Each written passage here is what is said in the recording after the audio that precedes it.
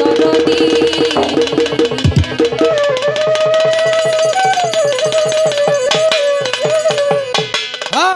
প্রাণের গন্ধ বাজান শফিক জানামা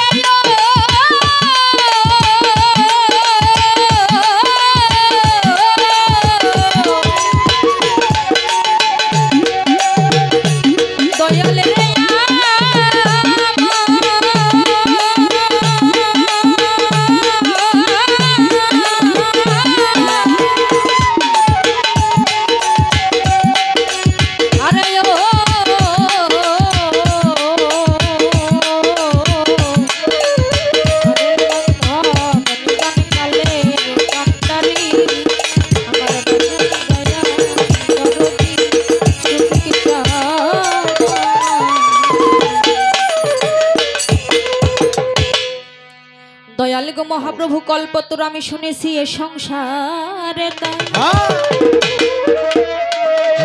ডাকিতেছি দয়াল তুমি আমায় করো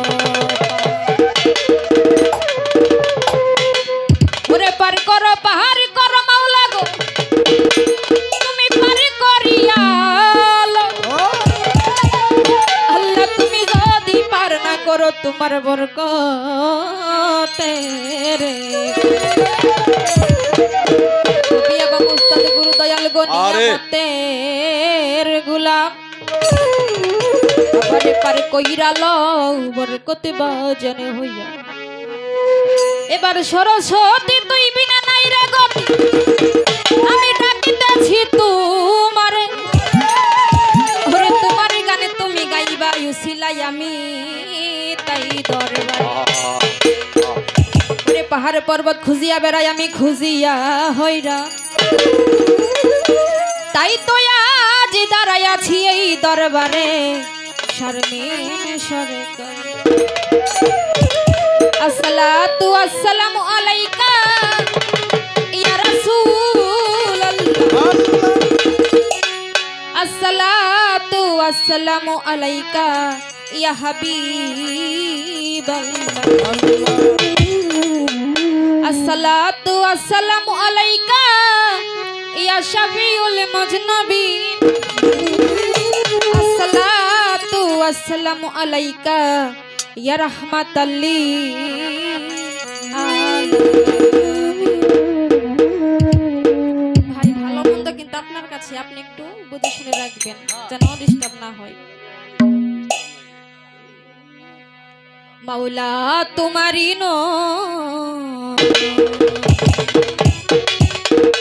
তোমারি না হাবারি কান্দারি হইয়া তুমি চালাও দয়া আমার লইয়া কি খেলা খেলা। কি বলেছে? আমারে লইয়া তুমি কি খেলা খেলাও। শুধু কি আমারে লইয়া, আপনাদের লইয়া না, সকলকে লইয়াই মাওলা কেমন খেলা খেলে আমরা কিছুই বুঝতে পারি না। তাই সাধক তার গানের ভাষায় বলছে, ও গিনিয়ার কাষ্ট সবই তোমার সৃষ্ট, ও গিনিয়ার কাষ্ট সবই তোমার, ও গিনিয়ার কাষ্ট সবই তোমার সৃষ্ট, আমার আবার কিসের কষ্ট যদি জ্বালা, আমার আবার কিসের কষ্ট যদি জ্বালা,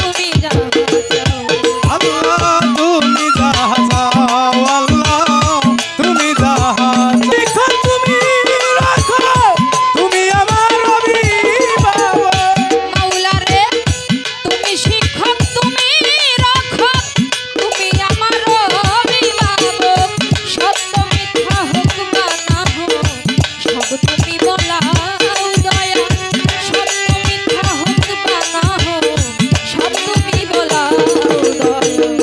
আমারে লইয়া কি খেলা খেলাও দয়া, আমারে লইয়া কি খেলা খেলাও। অগ্নির কষ্ট সবই তোমার কৃষ্ট, অগ্নির কষ্ট সবই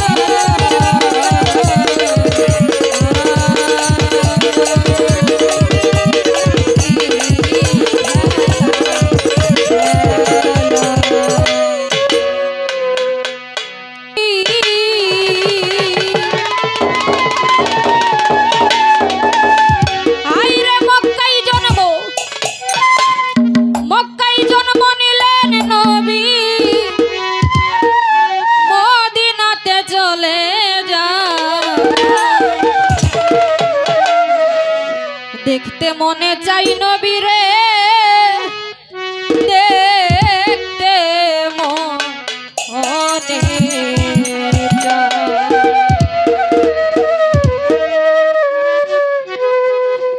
মক্কায় জন্ম নিলেন নবী,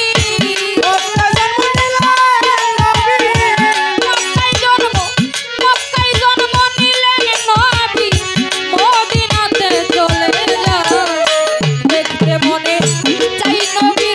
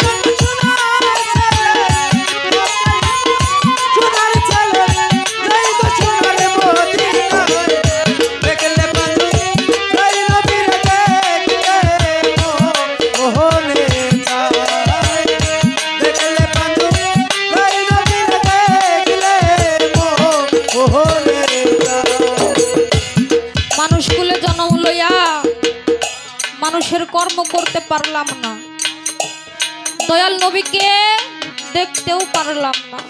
এই চর্ম চোখ দিয়ে কি আর সেই দয়াল নবীকে দেখতে পারবো? কেমন করে দেখতে পারবো, কিভাবে দেখতে পারবো, তাকে কি করলে দেখা যাবে আমরা কেহ জানি না, বুঝি না। কিন্তু যদি একটু বোঝার চেষ্টা করি, নিশ্চয় মাওলা পাক আমাদেরকে একটিবারের জন্য হলেও দেখাইলে দেখাতে পারে। তাই কোনো মানুষ যদি বৃহস্পতিবার বেলা ডোবার পর শুক্রবার বেলা ডোবার আগ পর্যন্ত কোনো মানুষ যদি রাসূলে আম্বিয়ার যে কোনো একটা দরুদ 100 বার পাঠ করে, আমার রাসূল পাক বলেছিলেন, আমার আল্লাহ পাক বলেছিলেন, আমি নিজেই তার শাফায়াতের জিম্মেদার হয়ে যায়।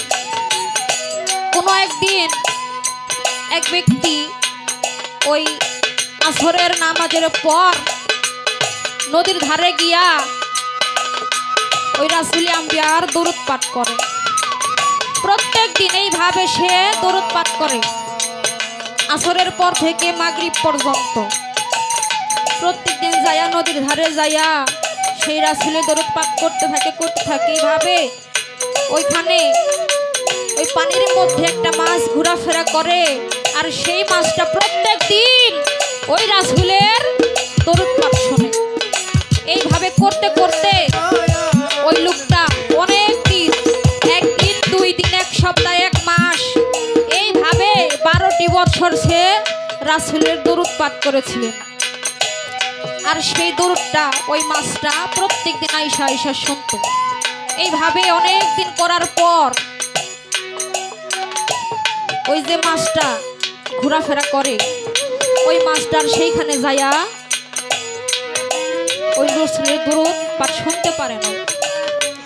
যখন এই দরুদ পাঠটা শুনতে পারে না, পাগলের মতো ঘোরাফেরা করে।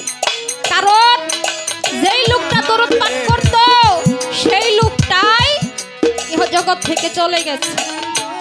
সেই মাছটা তার জানে না, প্রত্যেক দিন ওই অবস্থায় আসে, আইসা সেই রাসূলের দরুদ আর শুনতে পারে না, পাগলের মতো ঘোরাফেরা করে।